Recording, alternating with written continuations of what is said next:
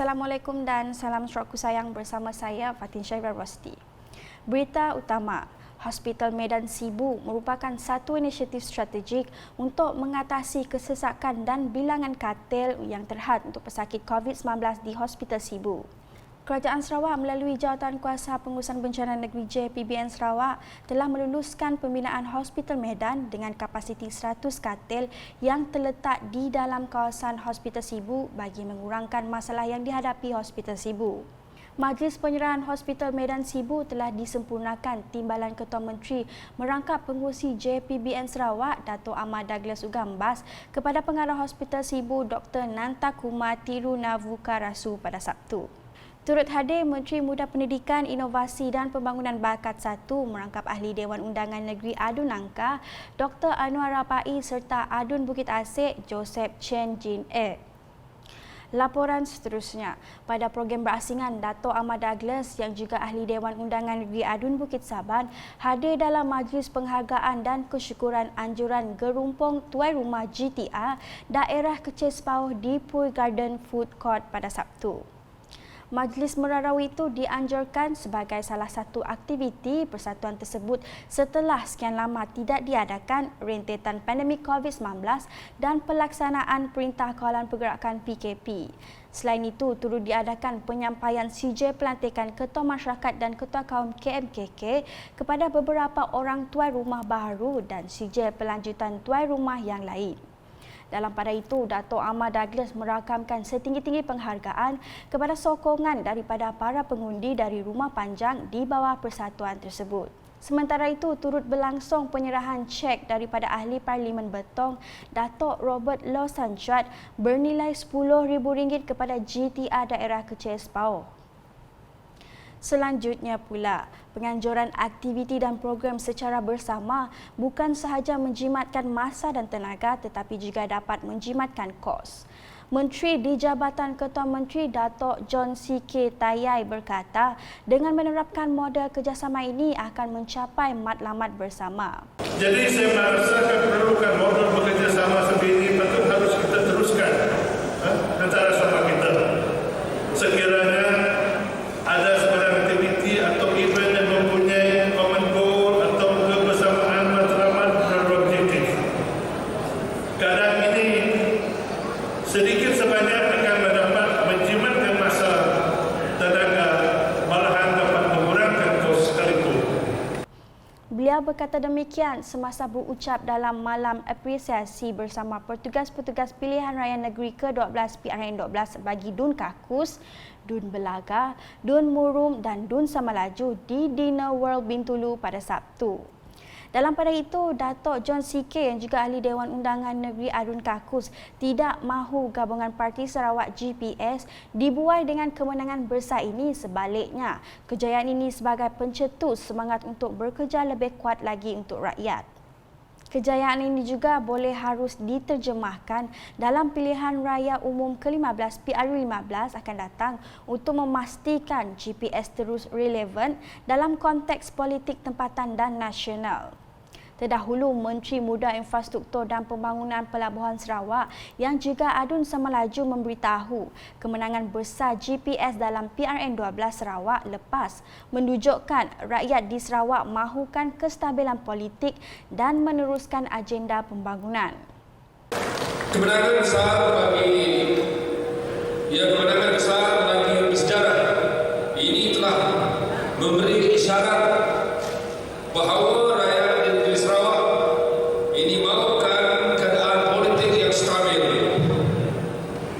dapat kita kekalkan dan juga dapat kita teruskan.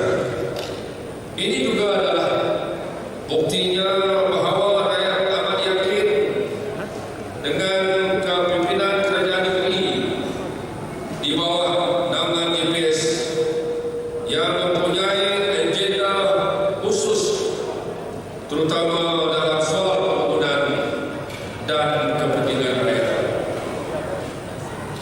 Dalam masa yang sama, kejayaan yang sudah diberikan kepada GPS oleh rakyat akan kita balas dengan memberikan perkhidmatan yang terbaik serta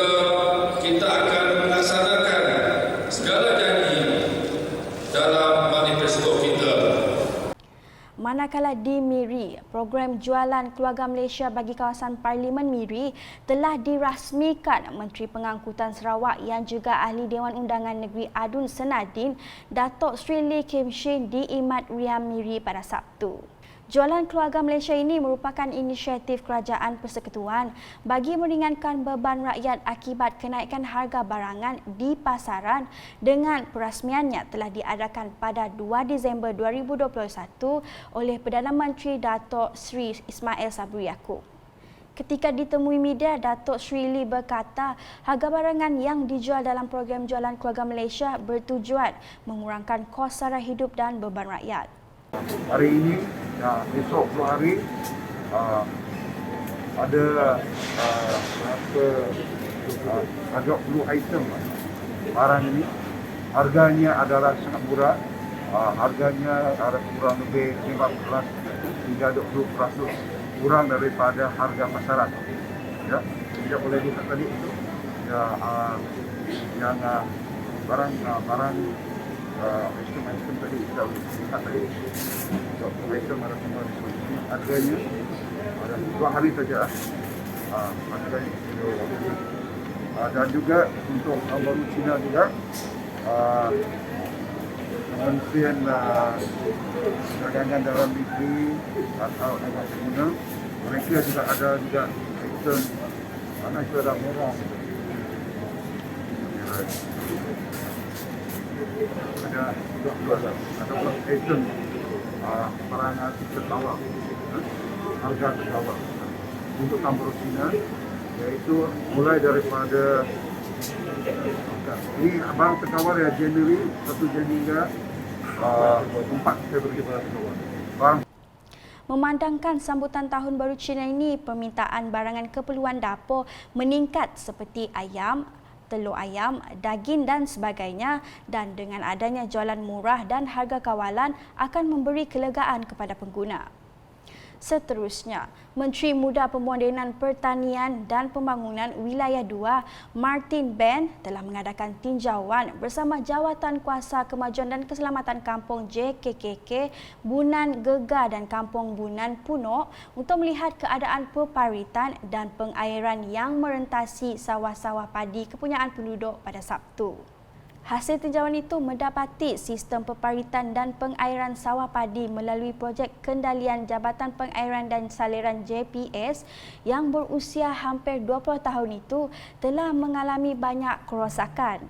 Ini menyebabkan pengairan air ke kawasan atau lot-lot sawah tidak lancar meskipun beberapa kali telah dibaiki kontraktor yang dilantik pihak JPS. Turut mendapat perhatian Ahli Dewan Undangan Negeri Adun Kedup itu ialah Pondok Usang yang menempatkan mesin-mesin pengisar padi yang rosak dan tidak diselenggara. Beliau meminta JKKK menulis permasalahan sistem peparitan dan pengairan sawah tersebut termasuk cadangan membaik pulih pondok dan mesin pengisar untuk diteliti dan diusahakan sehingga beroleh jalan penyelesaian. Selepas tinjauan itu, Martin Ben telah menyempurnakan penyerahan cek-cek kepada 8 penerima yang terdiri daripada JKKK, Biro Wanita dan Persatuan Belia Kampung bertempat di Pusat Operasi Dun Kedup. Kesemua cek berjumlah RM33,000 itu merupakan peruntukan untuk pengurusan dan mengadakan aktiviti bagi tahun 2021 yang tidak dapat ditunaikan akibat kesilapan pada nombor akaun dan ejaan nama di akaun masing-masing.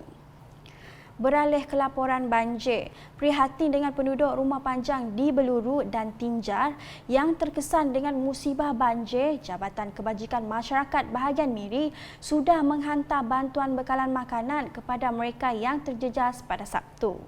Difahamkan sebanyak 1,031 pek makanan telah dihantar ke 11 buah kawasan penempatan yang terjejas.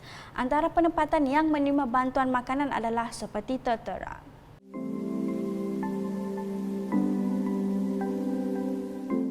Penghantaran bantuan bekalan makanan tersebut dilakukan melalui jalan darat dan pengangkutan sungai.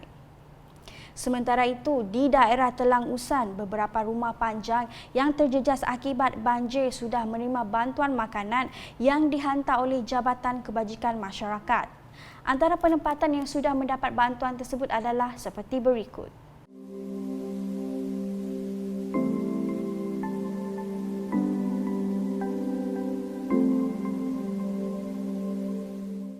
Sekian edisi malam bersama saya, Fatin Syahirah Rosti.